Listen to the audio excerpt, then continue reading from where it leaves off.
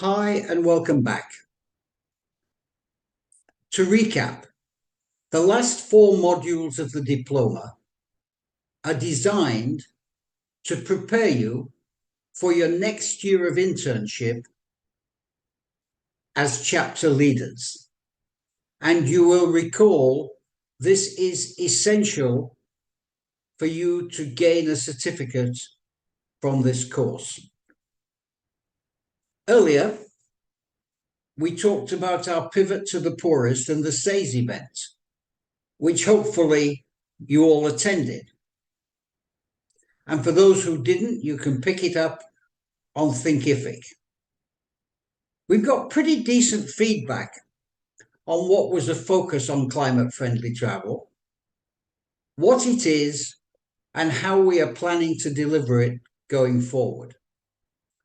Now, today, we're going to focus on our strategy, which I will lay out for you. And then we'll move to the actions which you can take as strong climate champions. And that will be covered by Ollie. And again, at the end of this, we have a good period for discussions and questions and answers. And then in the next module, module 12, we're going to concentrate on your internship year. And again, drill down more deeply into what we are looking for from chapter leaders. And there we're going to be joined by Maud, who has been one of your colleagues on this course and who, for a variety of reasons, is now going to work with us as our chapter coordinator. And Maud will be talking to you as she did on the SAYS event. So, to the strategy. We set this out way back in 2019 when we launched Sunex Malta. And you see it here on this slide. It was our attempt to focus on 2030. And to be frank with you, it was an ambitious proposal because we wanted to lay out an ambitious proposal. Let's unpack it. First, starting with the strong climate champions. We've subsequently developed this diploma, and we've identified strong climate champions in two categories. Those who take the 2-year diploma, like you, and who become national champions and chapter leaders. And those who go through an intensive induction course to become part of a national climate-friendly travel action group. These will be people who haven't taken the diploma, but who in your own countries are interested in our work and who have a willingness to become part of a core group that we will be setting up in every one of your countries. All of these champions in both categories will become part of what we call the climate-friendly travel alumni. And here we are again trying to organize a framework for operation of a traditional alumni program that many institutions run for their former students. And this is being organized at the moment by Pratishta, and we are seeking to coordinate it with the work that's going to be done by Maud. Now, to get to 100,000 in what is about 8 years may seem like a totally crazy ambition. But if we now consider our main targets of LDC plus small island states, plus some others like Ukraine, we think you can get close to 100. There are 46 LDCs, there are another 40 or so small island states identified as that in the UN structure. And we think we can get another 14 from countries we've been dealing with who might not fall into those categories, but who are somehow into our ecosystem already. And a perfect example of that is Ukraine, where we have our 4 students who are going to be qualifying as strong climate champions and chapter leaders for Ukraine. So we're looking at, let's say, 100 countries. And if you look at this over 8 years, you're looking at 1,250 a country over 8 years. And that's really not too difficult to imagine.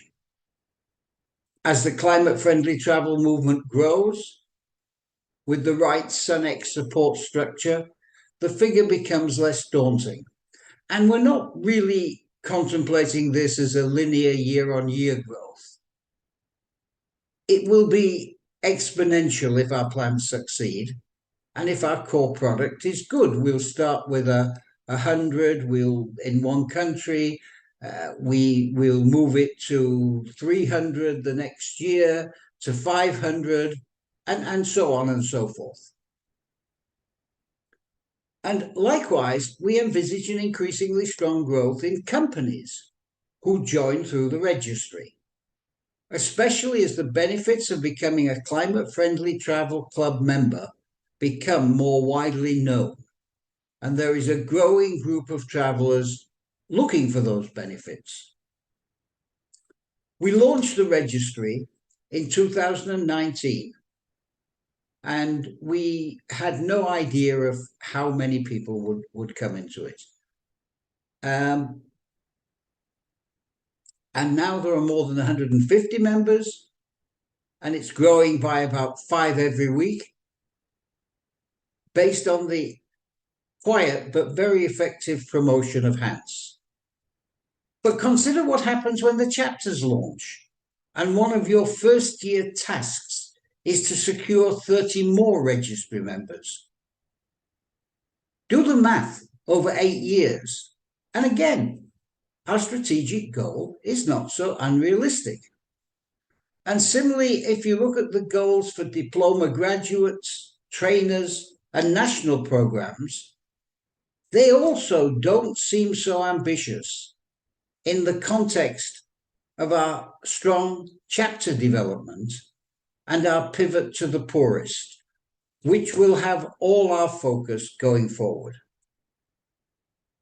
And just remember that the achievement of these goals are dependent on the leadership that you will bring in your own countries and your capacity to build a true climate-friendly travel culture with many different audiences and stakeholders. Now, let me identify for you some very important features that have been built into our strategic thinking as it has evolved over the past couple of years. First, our dash to zero. This is a position we took at the time of the Glasgow Climate COP and its race to zero, or race to net zero. As a launch signatory of the Glasgow Declaration, SunX Malta argued that vital though the long-term 2050 carbon goal is, it is also critical to act now, and that the 2050 agreement cannot be seen as a way to kick the can down the road. And this point has been underscored by the IPCC's call for a 2025 peaking of emissions. And the reason is self-evident. The lower the peak, the easier it is to achieve the long-term goal. And as an aside, the fact that the airlines serving Schiphol Airport recently chose to sue the airport for its pro-environmental movement of capping its capacity in 2 or 3 years in the future says a lot more for the airlines' plans than their PR-driven net zero 2050 proclamations. The second point I want to bring to your attention is what I'll call our weather stupid focus.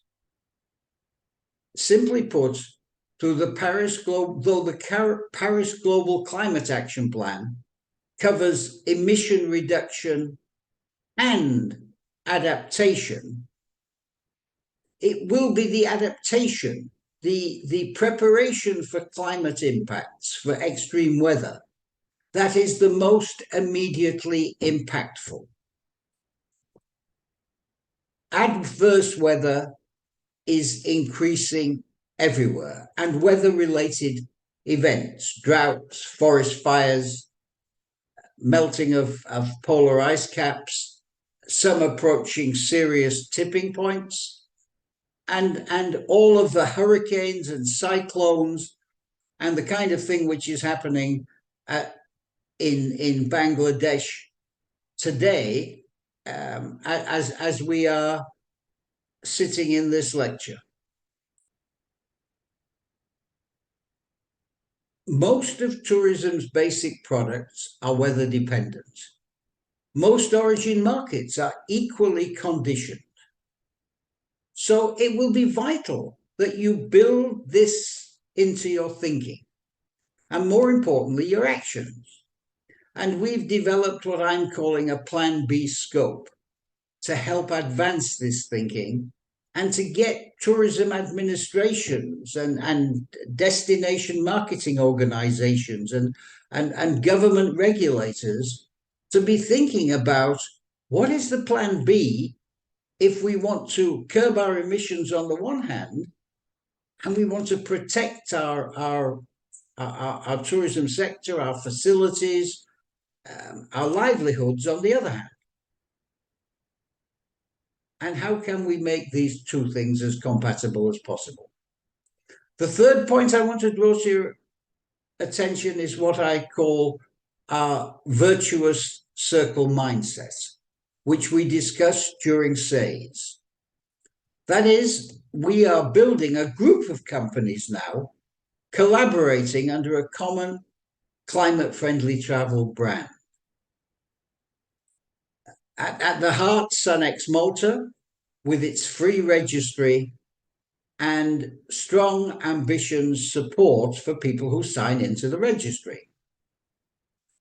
Second, we have created climate-friendly travel services to help cities and other similar communities consider the large number of SDG 17 partner programs and products which we've managed to build up over the past few years.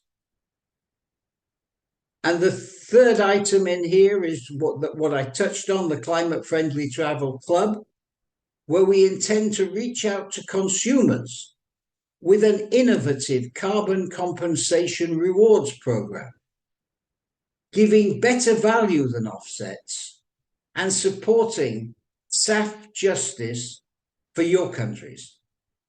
Because as far as we can look forward, there's going to be a huge battle to get as much SAF as possible by all airlines as regulators focus on the need to do something about carbon emissions, to do something more about carbon emissions, and the fact that sustainable aviation fuel is the only approach that airlines can see in the foreseeable future, coupled with a very uncertain offset regime, which in many cases gives the consumer very little for the money that they're handing over.